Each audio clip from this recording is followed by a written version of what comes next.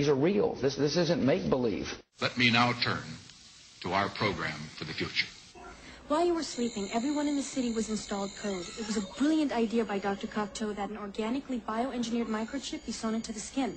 Sensors all over the city can zero in on anyone at any time. I can't even conceive a visual of what you police officers did before it was developed. We work for a living. This fascist crap makes me want to puke. What do you think you're scratching, caveman? You really think we'd let you go without control? Your code was implanted the second you thawed. Why don't you just shove a leash up my ass? This is a microchip that could one day be implanted under the skin of every single American.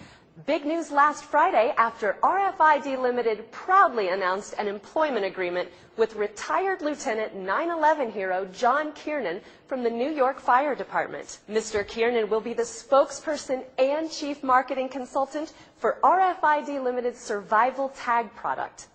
The Survival Tag is a real-time location device worn on the body by emergency personnel to pinpoint their location at all times in emergency situations. If at any time emergency personnel are trapped or incapacitated, their location will be broadcast by the RFID component embedded in the Survival Tag, assisting in an immediate rescue. The Survival Tag product will be a revolutionary device in emergency personnel safety, targeting some 1 million U.S. firefighters as the initial market. And to the idea that, as I've said, and I just want to get your reaction to it. Sure. I've said that you cannot reform immigration meaningfully if you can't control it. Okay. And you can't control it if you cannot control our borders. Can you tell me what's wrong with that view? No, nothing wrong with that, view, and I think we are going to control our borders a lot more effectively. We have a biometric card for all new guest workers. It's kind of impenetrable, right? So that we can make sure that no one's working here illegally, so employers know who to hire and not to hire. But what really Congress needs to do is to use a biometric technology to create a new tamper-proof identification card for every legal foreign worker. That's what we need.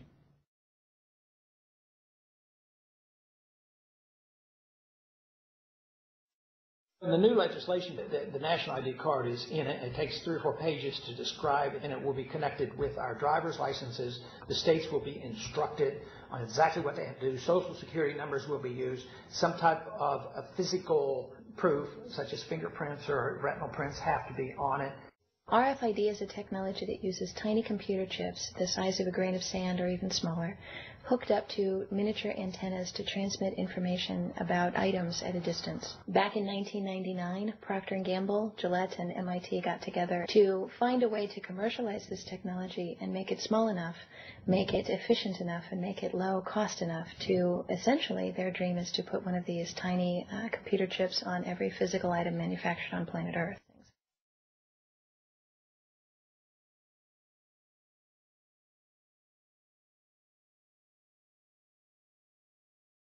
Kraft Philadelphia cream cheese has been tagged with RFID and sold to consumers, as have Mach 3 razor products and other Gillette razor products, without the knowledge of the consumer. One of the tiny chips could actually even be the dot on the letter I on the back of the fine print on a package that you purchase. One of the most worrisome applications of RFID are proposals to put them into cash, meaning that you would be able to track every banknote, where it had been, who it had been issued to, and create, in essence, an audit trail.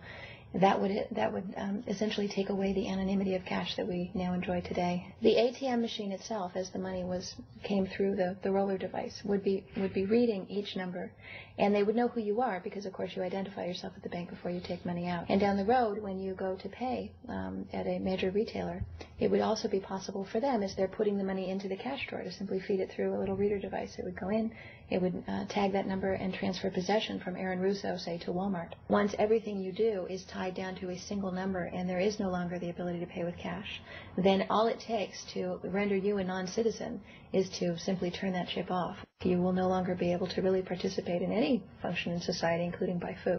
Can a microscopic tag be implanted in a person's body to track his every movement? There's actual discussion about that. You will rule on that, mark my words, before your tenure is over.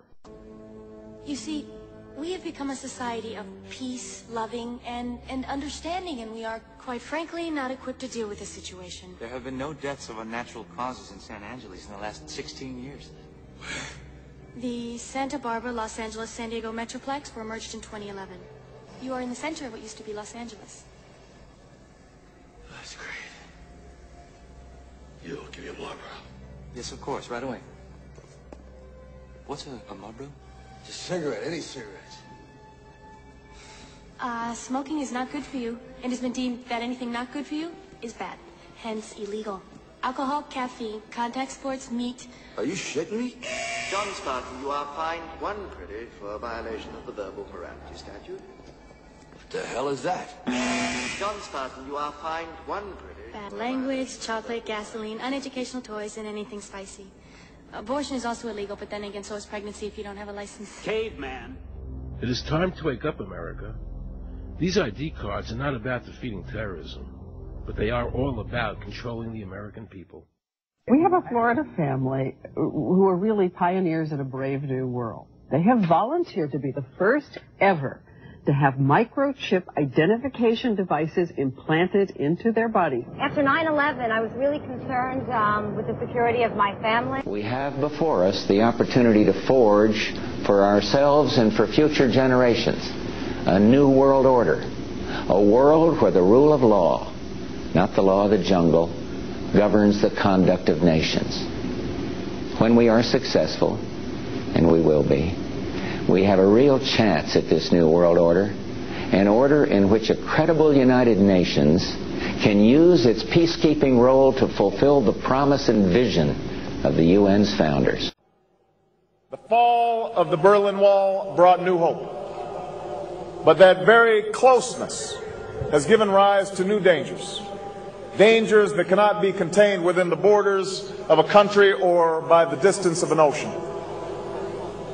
Think about it. The terrorists of September 11th plotted in Hamburg and trained in Kandahar and Karachi before killing thousands from all over the globe on American soil. As we speak, cars in Boston and factories in Beijing are melting the ice caps in the Arctic, shrinking coastlines in the Atlantic, and bringing drought to farms from Kansas to Kenya. Poorly secured nuclear material in the former Soviet Union, or secrets from a scientist in Pakistan, could help build a bomb that detonates in Paris. The poppies in Afghanistan come to Berlin in the form of heroin. The poverty and violence in Somalia breeds the terror of tomorrow. The genocide in Darfur shames the conscience of us all.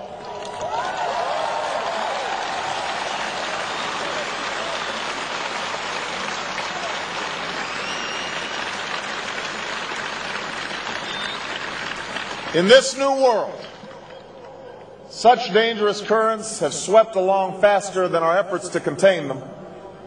And that is why we cannot afford to be divided. The Democratic presidential hopeful laid out his vision for America's place in a new world order.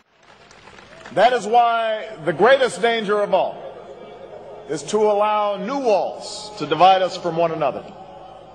The walls between old allies on either side of the Atlantic cannot stand.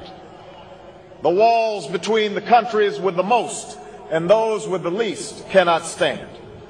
The walls between races and tribes, natives and immigrants, Christians and Muslims and Jews cannot stand.